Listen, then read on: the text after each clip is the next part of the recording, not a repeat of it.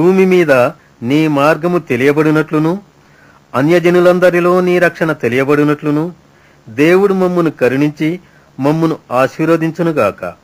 ఆయన తన ముఖకాంతి మా మీద ప్రకాశింపజేయునుగాక. సెలా. దేవా, ప్రజలు నిన్ను స్తుతించుదురుగాక, ప్రజలందరూ నిన్ను స్తుతించుదురుగాక.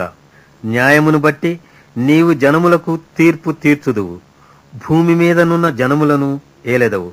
సెలా. జనములు సంతోషించుచు ఉత్సాహధ్వని చేయును గాక.